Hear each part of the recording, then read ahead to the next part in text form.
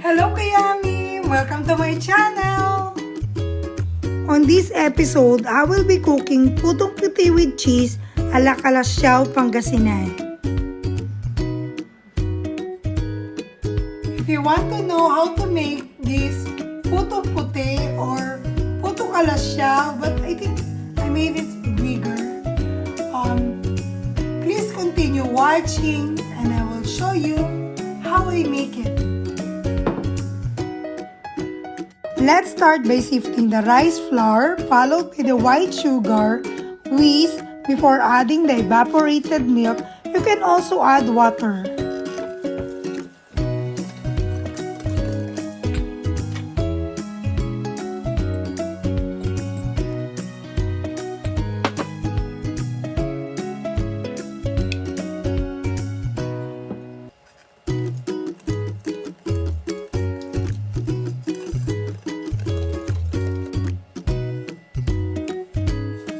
After a good mix, cover then set it aside to proceed to the next step. In a pan, pour some rice flour and add water. Dissolve the rice flour until smooth. Then turn on the heat. We're making thick slurry but pourable.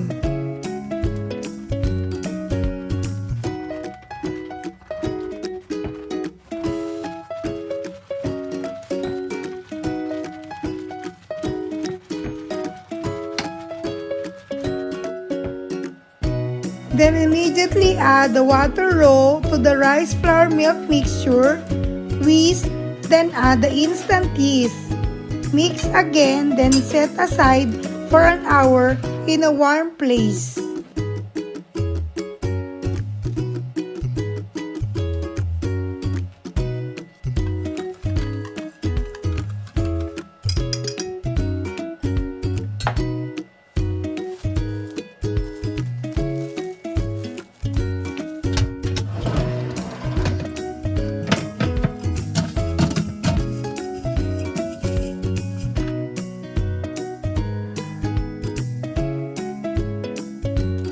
After an hour, mix again to remove some bubbles, then add the baking powder, mix, then set aside for another 15 minutes.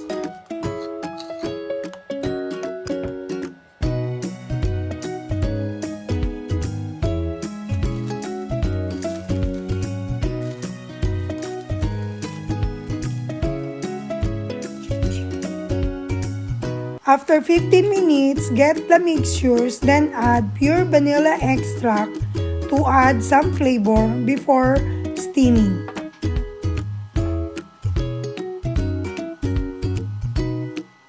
Transfer the puto mixtures in a pitcher or a container for easy pouring to the puto molders. Brush with cooking oil all the puto molders before putting the puto mixtures.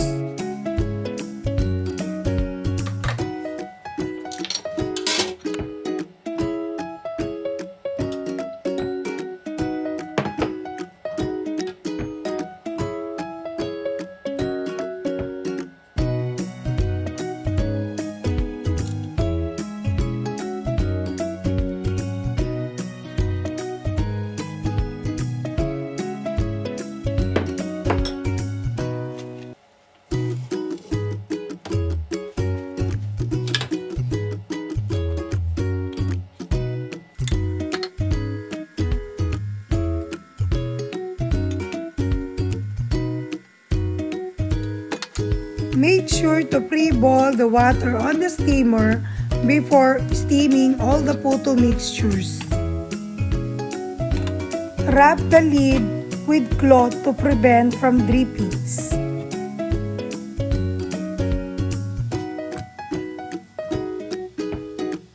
After 10 minutes, I added the sliced cheese.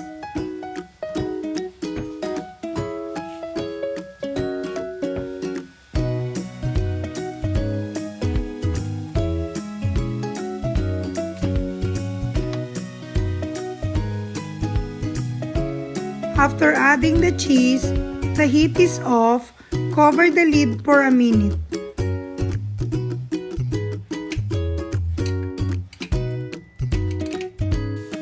Do the same steps of cooking with the rest of the puto mixtures.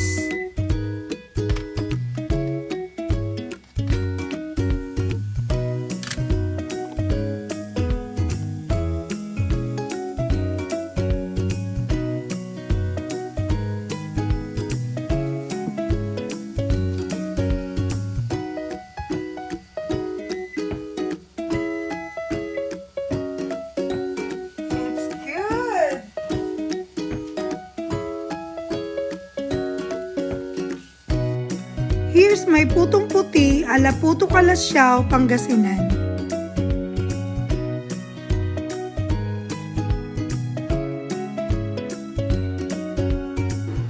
Let's taste this!